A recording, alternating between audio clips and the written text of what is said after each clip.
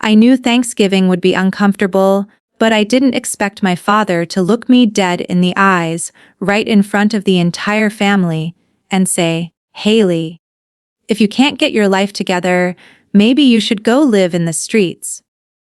He didn't whisper it. He didn't soften it. He didn't even blink. My sister hid a smirk behind her wine glass. My mother adjusted the napkins like she could fold the shame away, and everyone waited for me to break, but I didn't. I just smiled because none of them knew the truth. They didn't know I built 2 companies from scratch. They didn't know I earned $25 million last year. They didn't know I had already stopped needing anything from them long ago. I stood up, smoothed my coat, and walked out of that house quietly. 3 weeks later, they walked into mine. If someone had taken a picture of my family on Thanksgiving, just one single photo, they would have captured everything we wanted the world to believe. A polished dining table, golden candles, autumn garlands, draped perfectly, and 5 people smiling like life had never touched them harshly.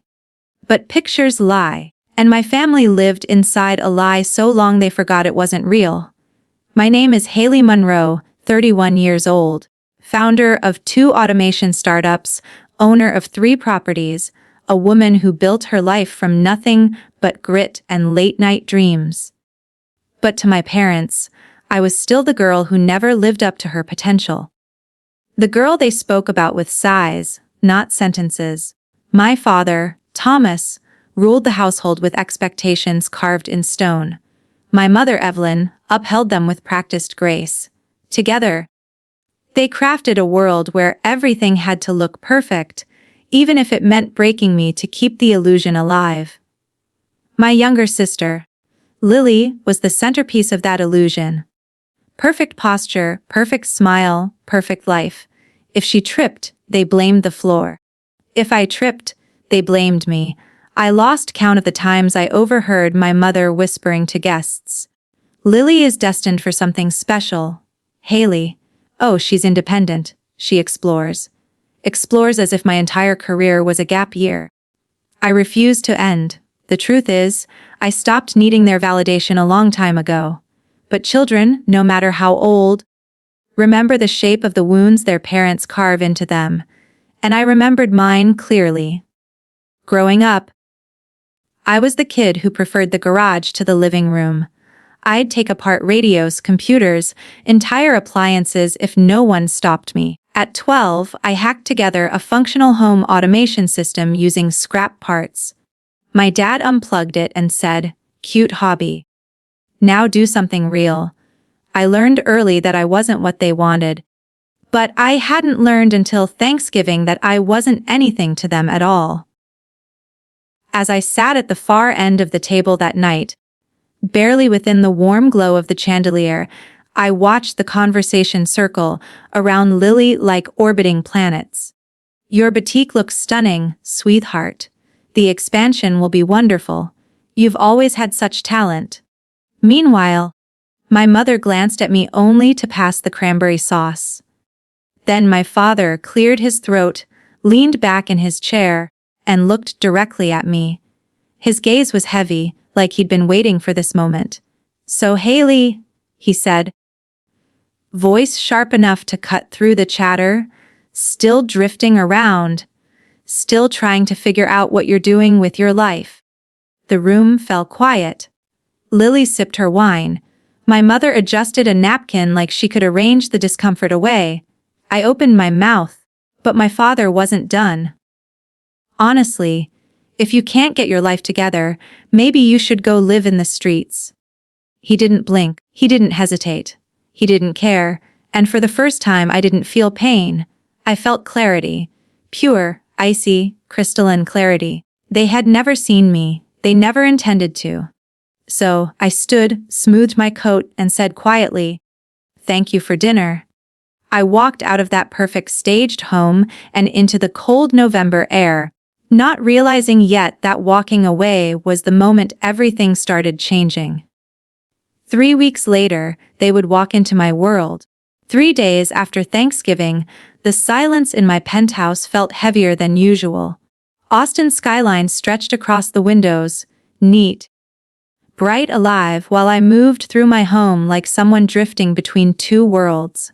In one world, I was a CEO preparing for a product launch. In the other, I was the daughter my family pretended didn't exist. I was making tea when my phone buzzed. Chloe, my cousin, the only person in the family who had ever defended me, not loudly, not dramatically, but quietly in the way that counts. I wiped my hands and opened her message. Chloe. Haley, are you okay? Me, I'm fine. Why, Chloe? Because your mom has been talking. My stomach tightened not from fear, but from a kind of exhausted anticipation. Talking in my family, talking always translated to rewriting the truth. Me. What did she say now? A long pause. Then Chloe. She told everyone at church that your businesses failed. That you're basically homeless. That you're sleeping on friends' couches until you figure yourself out. I froze. Homeless. Failed. Couch hopping. They didn't just insult me. They crafted a story, a narrative so vivid they could almost believe it themselves. I walked toward the window, staring out at the penthouse I renovated with my own earnings. The custom-built shelves, the imported marble counters, the panoramic view of the city I built my life in. Homeless. I laughed quietly, bitterly. Me. I own 3 properties. Chloe. Chloe? I know. But they don't want to know. That sentence hit me like a blow I didn't expect. They don't want to know. Not they don't know. Not. They misunderstood. But they don't want to know. Because knowing would force them to confront the truth. That the daughter they dismissed outperformed every expectation they had for their perfect one. That their golden child wasn't the one succeeding. That their scapegoat wasn't failing. And that terrified them more than any truth ever could. I leaned my forehead against the cool glass. Me. What else did they say? Chloe hesitated. Chloe, your dad said he's worried you might cling to them financially. Your mom said they've done enough and you need to grow up. Grow up. The same parents who forged a narrative of my incompetence now painted themselves as victims of my imagined dependence.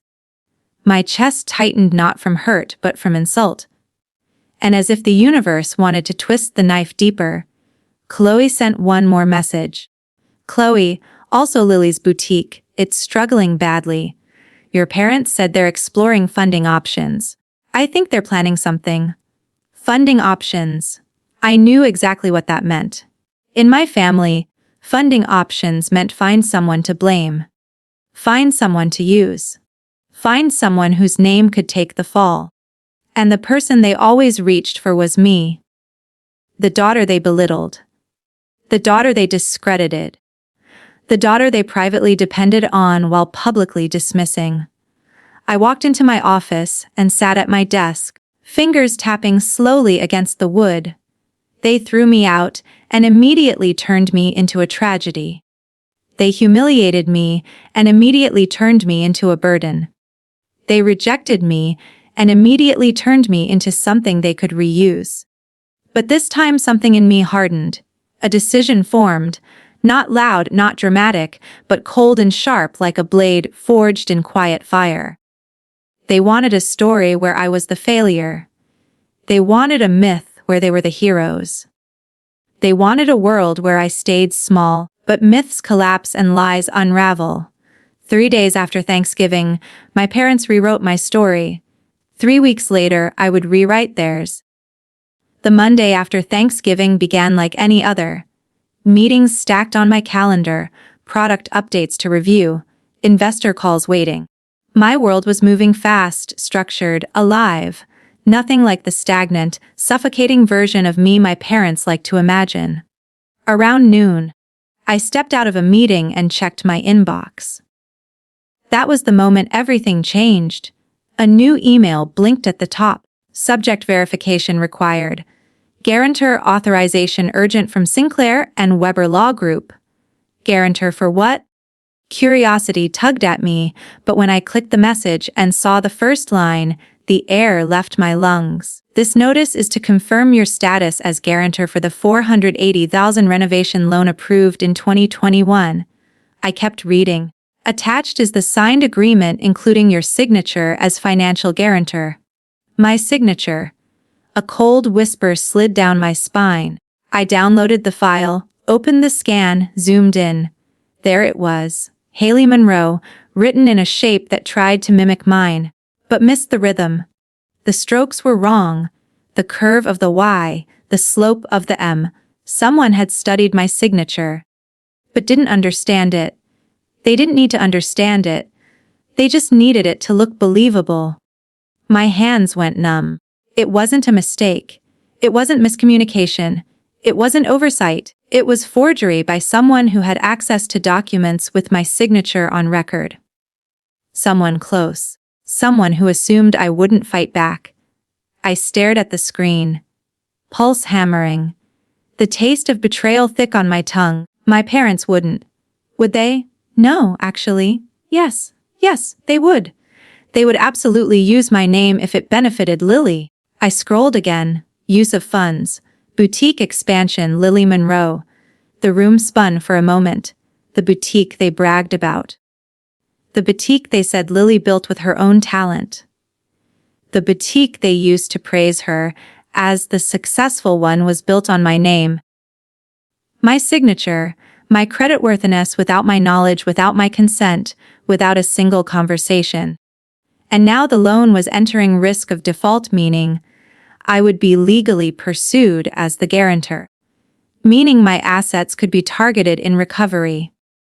Meaning they had dragged me into a financial disaster. They architected and shielded Lily from responsibility entirely. I closed my laptop before I threw it.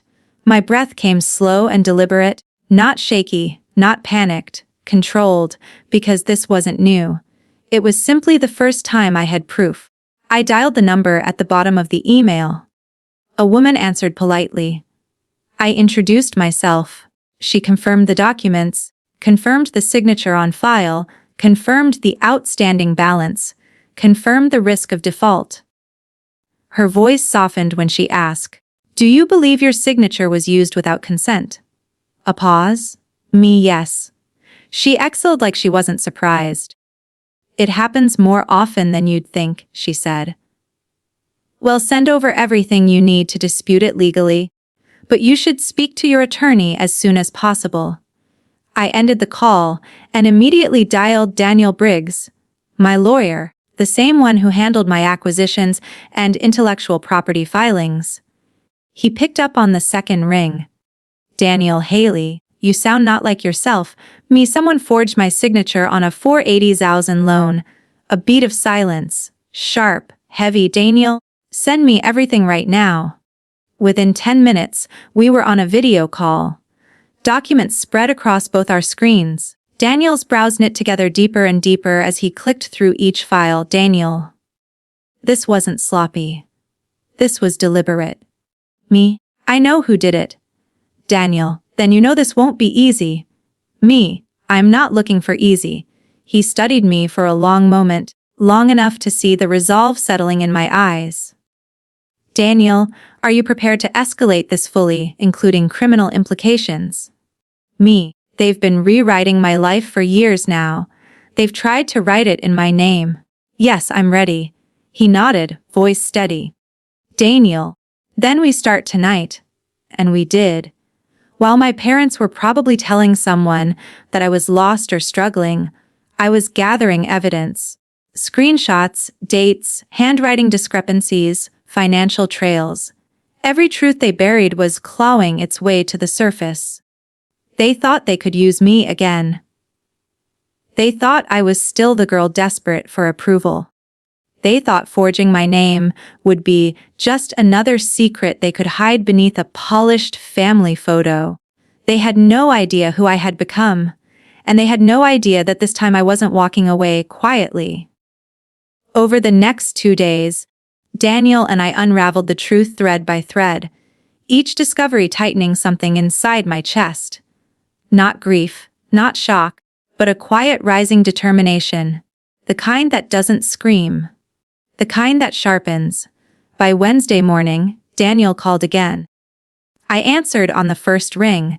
Daniel Haley, I've gone through everything. I need you to hear this clearly. What your parents did wasn't impulsive. It was coordinated. I didn't reply. I knew, Daniel. The loan officers believed you had personally attended the signing. They were shown an ID. Someone practiced your signature. Someone rehearsed your mannerisms. This wasn't sloppy. They planned it.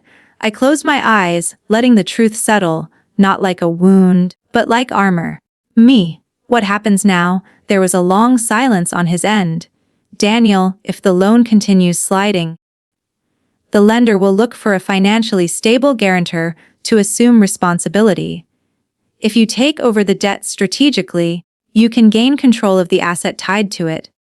Me control the boutique property. Daniel, essentially, yes. Convert their manipulation into your leverage. I leaned back in my chair, the Austin skyline glowing behind me. My parents wanted me small. They wanted me powerless. They wanted me dependent. But their entire plan was built on one miscalculation. They thought I still needed them. Me. What do you need from me, Daniel? Your decision. Me. Do it. My voice didn't shake, it didn't rise. It settled cold. Certain. Because for the first time in my life I wasn't playing defense. We began immediately.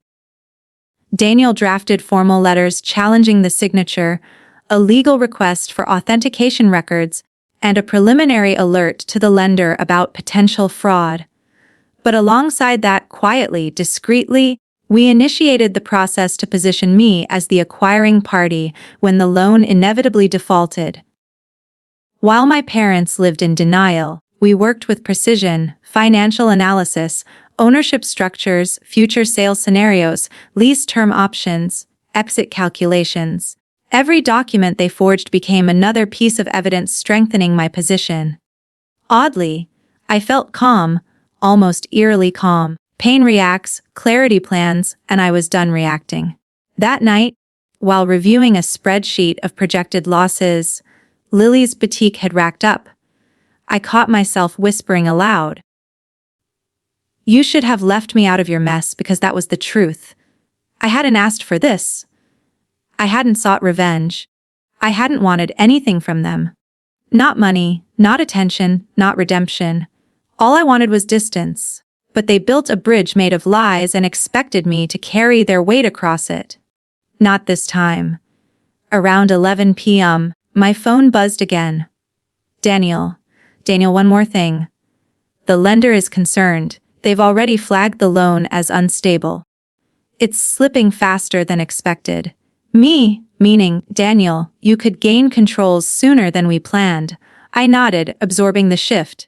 Me, good. The sooner this unravels, the better, he exhaled.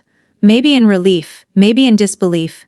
Daniel, most people would be overwhelmed. You sound steady me because I've lived through worse. They just hit it better. He didn't argue. After we hung up, I didn't pace or cry or rage. Instead, I walked to my balcony, letting the cold December air wash over my skin. Below me, the city pulsed cars' lights, possibility, far away. In the place that once felt like home, my parents were probably asleep, believing the world still worked in their favor. Believing Lily would be saved, believing the consequences they kept dodging would never catch them. They had no idea the ground beneath them was already shifting, because while they spent years insisting I was the unstable one, the failure, the disappointment, I had become the one thing they never prepared for. Independent, informed, and in control. And if they thought the humiliation at Thanksgiving was the end of the story, they were about to learn what happens when the daughter they dismissed stops shrinking and starts standing. 3 weeks after Thanksgiving, on a cold Friday morning, Daniel's name lit up my phone. I had been expecting the call, but when it finally came, the moment still felt heavier than I thought it would. I answered immediately. Daniel Haley, it's official. The loan has defaulted. His voice held a weight that made the world pause. You now legally control the debt and everything attached to it. Everything, the boutique property, its lease, its assets, its future. My parents had pushed me out of their home 3 weeks ago. Today, I owned the foundation of theirs. I sat down slowly, letting the reality wash over me, not like triumph, but like oxygen. Me move forward with the acquisition. Daniel. No hesitation. Me, none. We spent the next 4 days drafting every document we needed. The formal notice of default, the assumption of debt, proposed repayment terms, exit options, a structured rental agreement, contingencies for voluntary sale, asset transfer clauses. Nothing was vengeful. Nothing was emotional. Everything was legal, clean, procedural. Because this wasn't about revenge. It was about boundaries. Boundaries my parents had crossed so many times they forgot they existed. On Tuesday night, we finalized the paperwork. On Wednesday morning, Daniel filed everything. And by Thursday afternoon, the lender confirmed the transfer. I was the sole party in control. The irony wasn't lost on me. The daughter they had humiliated. The daughter they spoke of with embarrassment. The daughter they insisted was lost, now held their financial future in her hands. But the universe wasn't done yet. That evening around 6:30 p.m., my phone buzzed again, this time with a name I didn't expect. Evan, Lily's boyfriend. I hesitated before answering. We weren't close, but he always treated me with a respect no one else in my family managed. Me? Evan, what's wrong? His voice came out tight, urgent. Evan. Haley, I think your parents are in trouble. They got a notice from the lender this morning. They're panicking. Interesting. Me. What did they think the notice meant, Evan? They believe the lender wants to negotiate before taking action. They think they still have time. They don't know it's you. A slow breath left my lungs. Of course, they didn't know. My parents lived in a world where consequences belong to other people. Me. How bad is it, Evan? Your mom is crying. Your dad is quiet.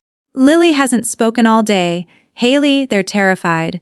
Terrified. It wasn't joy I felt, not satisfaction, not gloating, just inevitability. Me, Evan. Listen carefully. Tell them to meet me at Willow Ridge Restaurant Friday 7 p.m.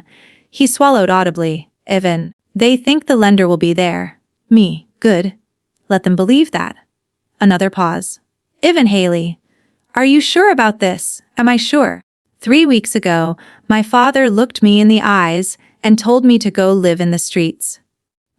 3 days later, they told people I was homeless. 2 years ago, they forged my signature. I was done feeling small, done being rewritten, done being useful only when they needed a shield. Me, I'm not trying to destroy them. I just won't let them destroy me. When the call ended, I stared at my reflection in the darkened window. My eyes didn't look angry or vengeful or vindictive, just steady. For the first time in my life, everything was aligned. My truth, my power, my boundaries, my voice. Friday would not be revenge. It would be clarity. They had painted me as weak, helpless, unstable. But the truth was coming, and this time they would have to see me whether they wanted to or not. Willow Ridge was quieter than usual. That Friday evening, a dim, elegant restaurant tucked behind a row of oak trees, the kind of place where secrets could be spoken without ever spilling. Daniel arrived before I did, seated at the private table we reserved for 6. The candlelight flickered across polished glasses, reflecting calm where I felt calculation. By 7:04 p.m., the door finally opened. My mother entered first. Perfect hair, perfect lipstick. A perfect expression stretched too tightly across her face. My father walked behind her, shoulders stiff, eyes darting like he already sensed something was off. And Lily. Lily lingered in the doorway, eyes glossy like she was bracing for a truth she wasn't ready to hear. No one said hello. No one acknowledged me. They sat down in silence. The clink of chairs against the floor, the only greeting I received. My mother cleared her throat. Mother Haley, we appreciate you arranging this meeting with the lender. We believe this entire situation is a misunderstanding actually, but a bit of lowers. I folded my hands neatly in front of me. Is that so? My father leaned forward, elbows on the table. Father, we're prepared to discuss solutions. The lender just needs to be reasonable. Daniel and I exchanged a glance. They still believed the world revolved around their comfort. Daniel placed a thick folder on the table and spoke calmly. Daniel, Mr. and Mrs. Monroe, there is no misunderstanding, and I'm not the lender's attorney. My father frowned. My mother blinked rapidly. Father, then why are you here? Daniel pushed the folder toward them. Daniel, because Miss Monroe Haley is the acquiring party. She now controls the debt and every asset tied to it. Silence. Total breathless silence. Lily's breath hitched. My mother's hand flew to her mouth. My father went pale and ash in color I had never seen on him before. Father, you bought our loan. His voice cracked on the last word. Why would you do that? I met his gaze without blinking. Me. Because you put my name on it. My mother shook her head violently. Mother. Haley. We only did it because Lily needed help. We thought you'd understand. My voice remained level. Me forging my signature is not help. Telling people I'm homeless is not concern. Humiliating me at Thanksgiving is not parenting. Lily suddenly slammed her palm on the table, her composure finally snapping. Lily, why couldn't you just let it go? You have money. You don't need this. I turned to her slowly, studying the sister who had spent her life being protected from every consequence. Me. You're right. I don't need this, but I need my name, and you used it without permission. Her mouth opened, then closed as if she was swallowing words she didn't want to face. Daniel slid another document forward. Daniel, you have two options. 1. Sell the property and fully resolve the debt. 2. Miss Monroe assumes ownership, and you may remain as tenants under a structured rental contract. My father stared at the papers, horrified. Father, we have to rent our own building. Me, it isn't your building. Not anymore. My mother's composure splintered. Tears welled in her eyes. Not remorseful tears, but fearful ones. Mother, we're your family. Haley, how can you do this to us? I leaned forward, voice steady as steel. Me. You taught me exactly how, the night you told me to go live in the streets. The years you pretended I was nothing. And the moment you forged my name because you assumed I'd never fight back. My father swallowed hard, his hands trembling. Father, what do you want from us? Me. Nothing. Not forgiveness. Not apologies. Just accountability. Lily looked at the documents again, eyes wide with disbelief. Lily, you're ruining everything. I shook my head slowly. Me. No. I'm ending what you started. Daniel closed the folder with a soft thud. Daniel, you have 7 days to decide. We recommend you start immediately. No one moved. No one fought. No one argued. The illusion of power they clung to for years had collapsed in a single evening. When they finally stood to leave, they looked smaller, fragile almost. My mother wouldn't meet my eyes. My father shuffled like he carried the weight of every choice he had made. Lily paused at the doorway, voice trembling. Lily, you could have helped me. I didn't soften. Not anymore. Me, I did. Just not the way you wanted. And as the door closed behind them, I realized something. This wasn't vengeance. This was closure. This was the moment I finally stepped out of the shadow of the family that never saw me and into the life I built for myself. The 7 days that followed were quieter than I expected. No screaming phone calls, no desperate messages, no attempts to twist the narrative, just silence. Heavy echoing silence. Daniel forwarded updates each morning. Clinical, cold, precise. Day 2, the Monroes requested additional documents. Day 4, they contacted a financial advisor. Day 5, they attempted to renegotiate with the lender but were rejected. Day 6, they asked about extensions. None were granted. And then on the 7th day at 9:12 a.m., the message arrived. They chose to sell the property. I stared at the email for a long moment, absorbing the finality of it. The building they'd poured their pride into gone. The boutique they used to parade as Lily's achievement lost. The image they'd curated for decades, fractured. The consequences they avoided for years had finally found them. Daniel called a few minutes later. Daniel, they made the right decision. Selling clears the debt entirely. Your name is formally released from every tie. Me, good. There was no triumph in my voice, just steadiness. Daniel, Haley, are you okay? I exhaled slowly. Me, I'm exactly where I need to be. He didn't push further. He didn't need to. 2 weeks later, Lily's boutique shut its doors for good. The announcement came through an online post, a soft pastel graphic with cursive text, sometimes chapters close to make room for new beginnings. No mention of the loan, no hint of the forged signature, no sign of accountability, just a curated ending to match the curated life she'd always lived. But the comments beneath the post told a different story. What happened? Is everything okay? Did the renovation fall through? I heard rumors about financial issues. The facade was cracking. Meanwhile, my parents withdrew from the social world they'd once dominated. No more brunches with church friends. No more holiday galas. No more polished family photos and matching outfits. Instead, they moved quietly into a smaller rental home across town. Not ruined, not destitute, just living within the boundaries reality finally enforced. Chloe texted me one afternoon. Chloe, they're different now. Just quiet. Your dad barely speaks. Your mom doesn't talk about the boutique anymore. Me, are they angry? Chloe, I think they're scared and maybe ashamed. Me, ashamed of what they did. Chloe, ashamed they got caught. I closed my eyes, letting those words settle. No apology was coming. No accountability beyond what the law demanded. No recognition of the damage they caused. And that strangely was the moment everything made sense. They hadn't failed as parents by accident. They failed because they believed they were incapable of being wrong. But I was done carrying the weight of their denial.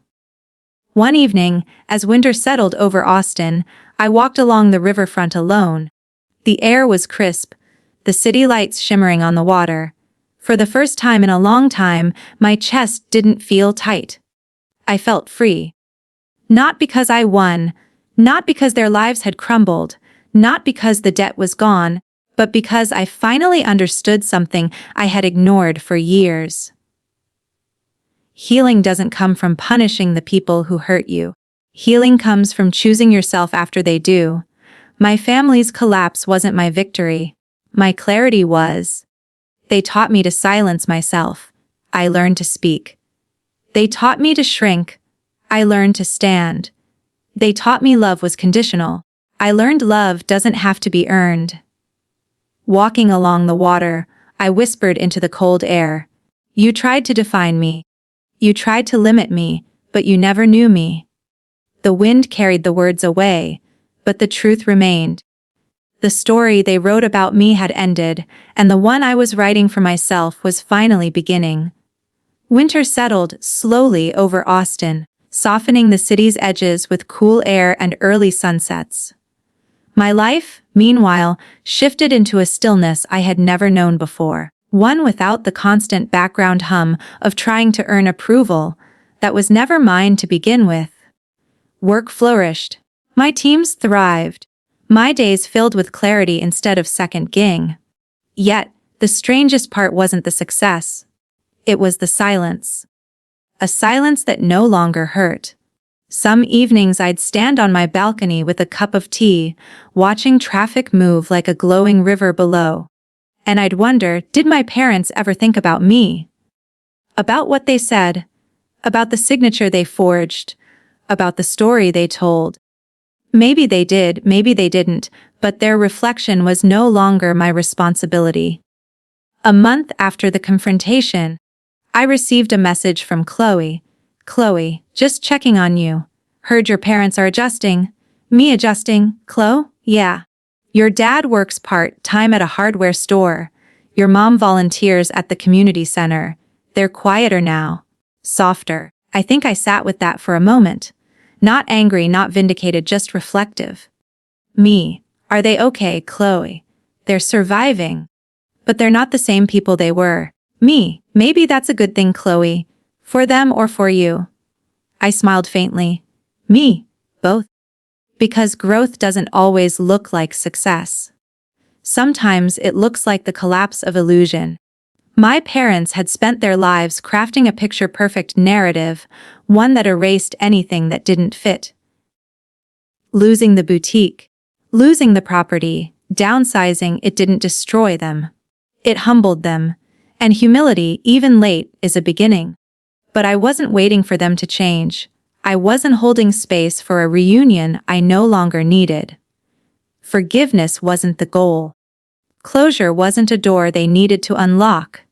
It was one I needed to walk through alone.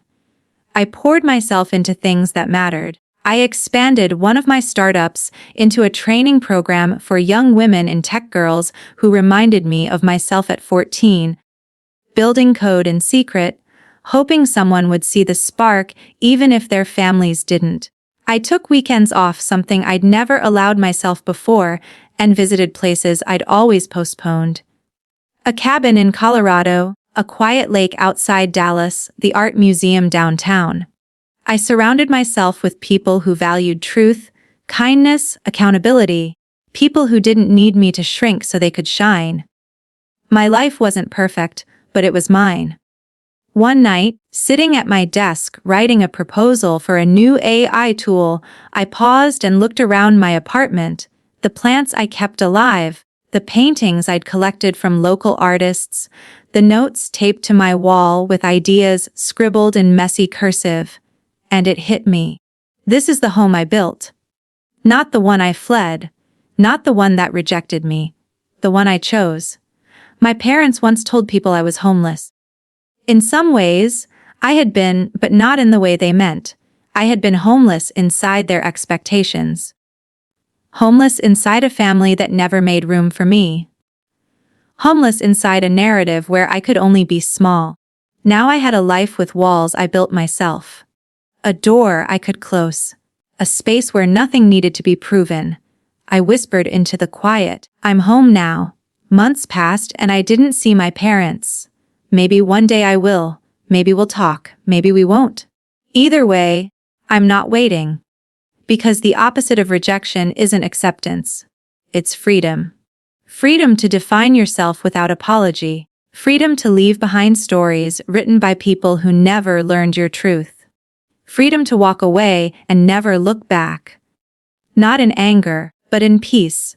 3 weeks after Thanksgiving, my parents told me to go live in the streets. 3 months later, I was standing in a home filled with laughter, ambition, and quiet joy. The kind only built by someone who chooses themselves. And for the first time in my life, I wasn't seeking permission. I was choosing peace.